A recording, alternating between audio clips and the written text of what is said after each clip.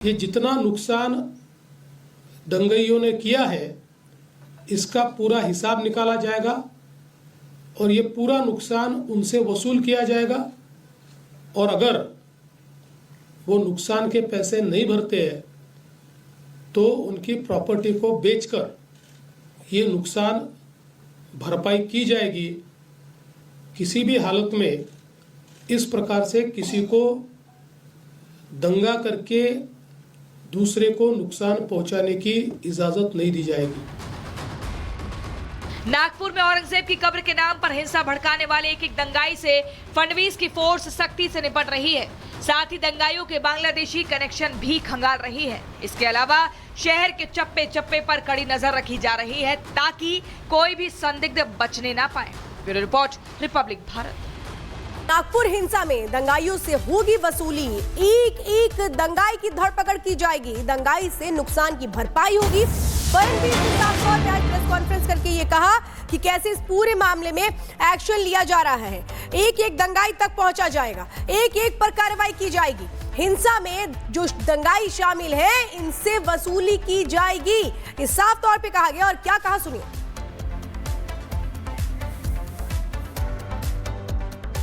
दिन घटी उस दिन सुबह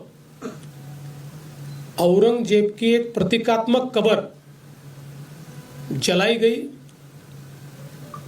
और उसको जलाने के बाद कुछ लोगों ने उसके बारे में कंप्लेंट भी की।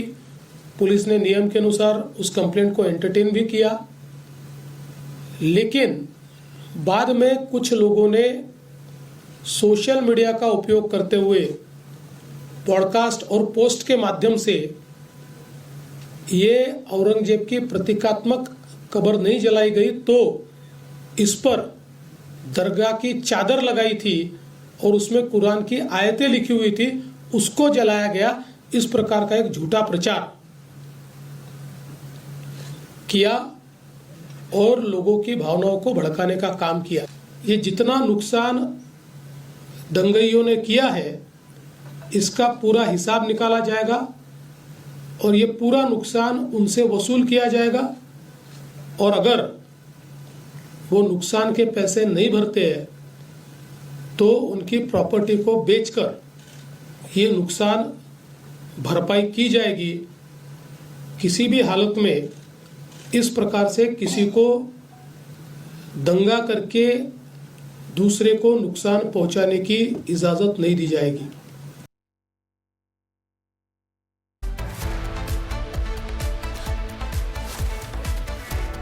तो बिल्कुल आपने सुना सीएम देवेंद्र फडणवीस को, उन्होंने साफ तौर पर चेतावनी यहां दंगाइयों को दे दी है। आखिरी दंगाई तक की कार्रवाई जारी रहेगी जब तक उसे पकड़ा नहीं जाता है।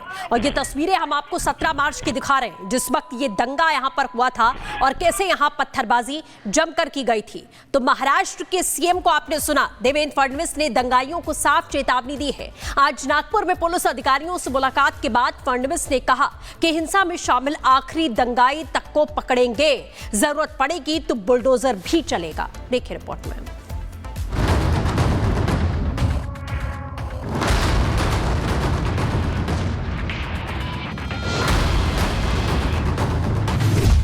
तेरह एफआईआर, 100 दंगाई गिरफ्तार।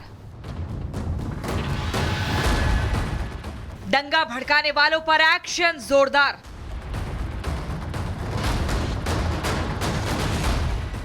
नागपुर हिंसा मामले की जांच तेज कर दी गई है। पुलिस, साइबर सेल और एनआईए की टीमें हर एंगल से जांच में जुटी है।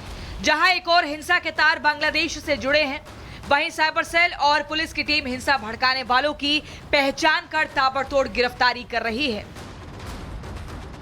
नागपुर हिंसा की साजिश रचने के आरोप में 2 और आरोपी गिरफ्तार किए गए हैं।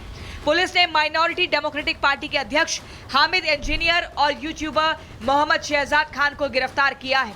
वहीं हिंसा का मास्टरमाइंड और माइनॉरिटी डेमोक्रेटिक पार्टी का नागपुर अध्यक्ष फहीम खान पहले से ही न्यायिक हिरासत में है। फहीम समेत 21 आरोपी 24 मार्च तक न्यायिक हिरासत में भेजे गए हैं, जबकि 19 आरोपी 24 मार्च तक पुलिस कस्टडी में है। तो हामिद इंजीनियर की गिरफ्तारी अब जो की गई है उसमें कई क्लूज मिल रहे हैं कि किस तरीके से उसने 17 तारीख को ही सुबह पोस्ट करने शुरू किए, लोगों में अशांति की भावना उसने पैदा की, उस पोस्ट के जरिए ऐसा फील कराया कि एक समुदाय डरा हुआ है और लोगों को इकट्ठा करने की बात की गई। मोमिनपुरा में इस वक्त मेरी मौजूदगी और आप देखेंगे पुलिस बल लगातार यहाँ पर मौजूद है और लगातार जो भी क्लूज मिल रहे हैं, लीड मिल रहे हैं, उस बेसिस पर कार्रवाई की जा रही है और इसी मोमिनपुरा से ही हामिद इंजीनियर की गिरफ्तारी की गई है। और दूसरी तरफ मैं आपको इस पूरे इलाके की तस्वीर देखूं तो आप देखेंगे बिल्कुल सन्नाटा है, इक्का दुक्का लोग जो कि प्रशासन की परमिशन से बाहर आ रहे हैं क्योंकि कर्फ्यू पूरे तरीके से इंपोज किया गया है। पुलिस कस्टडी में लिए दंगाइयों से कड़ी पूछताछ हो रही है। हिंसा के जुड़े हर तार को जोड़ा जा रहा है। जांच के आधार पर हिंसा मामले में एक और एफआईआर दर्ज की गई है। अब तक कुल 13 एफआईआर दर्ज की गई है। इनमें से 4 मामले साइबर थाने में और बाकी मामले नागपुर पुलिस थानों में दर्ज किए गए हैं। वहीं मास्टरमाइंड फहीम समेत 6 लोगों पर देशद्रोह का मामला चलाया जा रहा है। साथ ही 230 भड़काऊ पोस्ट की पहचान की गई है, जबकि 100 से ज्यादा दंगाइयों की गिरफ्तारी की जा चुकी है। नागपुर में पहली बार ऐसी हिंसा भड़की है और यही वजह है कि लोग खौफ में इस वक्त लोग नजर आ रहे हैं। लेकिन सरकार की तरफ से, प्रशासन की तरफ से लगातार ये कोशिश जारी है कि जिन लोगों ने नागपुर के शहर को अशांत किया है, जिन उपद्रवियों ने यहाँ पर आतंक मचाया था, उनकी गिरफ्तारी जल्द से जल्द हो। और यही वजह है कि लगातार देखिए पुलिस प्रशासन का एक्शन जो है देखने को मिल रहा है। 100 से ज्यादा गिरफ्तारियां हो चुकी है, 13 एफआईआर दर्ज किए जा चुके हैं। मुख्यमंत्री खुद लगातार ये कह रहे हैं कि जो भी आरोपी होगा उसे छोड़ा नहीं जाएगा, बख्शा नहीं जाएगा। अधिकारियों के साथ लगातार बैठक भी कर रहे हैं। एक तरफ नागपुर सुलगाने वालों पर कड़ा शिकंजा कसा जा रहा है, वहीं दूसरी ओर हिंसा के शिकार पीड़ितों के लिए मुआवजे की प्रक्रिया शुरू कर दी गई है। प्रशासनिक अधिकारी घर घर जाकर पंचनामा कर रहे हैं। 17 मार्च को दंगाइयों ने 62 वाहनों को नुकसान पहुंचाया था, जिसमें से 36 कार, 22 दो पहिया वाहन, 2 क्रेन और 2 3 पहिया वाहनों में तोड़फोड़ की गई थी, जबकि एक मकान को भी भारी नुकसान हुआ है। हिंसा में पूरी तरह से खत्म हो चुके वाहनों के लिए 50,000 और कम नुकसान वाले वाहनों के लिए 10,000 रुपए का मुआवजा दिया जाएगा। नागपुर हिंसा के बाद पहली बार महाराष्ट्र के सीएम देवेंद्र फडणवीस नागपुर पहुंचे हैं। माना जा रहा है अधिकारियों के साथ बैठक के बाद दंगे के बाद लगे कर्फ्यू में और ढील मिल सकती है। वहीं दंगाइयों और दंगे की साजिश को लेकर भी कई निर्देश मिल सकते हैं, क्योंकि सीएम पहले ही साफ कह चुके हैं कि दोषी कोई भी हो, कहीं भी हो, बख्शा नहीं जाएगा।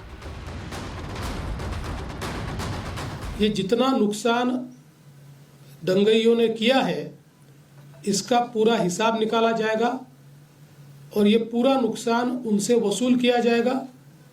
और अगर वो नुकसान के पैसे नहीं भरते हैं तो उनकी प्रॉपर्टी को बेचकर ये नुकसान भरपाई की जाएगी। किसी भी हालत में इस प्रकार से किसी को दंगा करके दूसरे को नुकसान पहुंचाने की इजाजत नहीं दी जाएगी। नागपुर में औरंगजेब की कब्र के नाम पर हिंसा भड़काने वाले एक दंगाई से फडणवीस की फोर्स सख्ती से निपट रही है। साथ ही दंगाइयों के बांग्लादेशी कनेक्शन भी खंगाल रही है। इसके अलावा शहर के चप्पे चप्पे पर कड़ी नजर रखी जा रही है ताकि कोई भी संदिग्ध बचने ना पाए। Bureau report, Republic Bharat.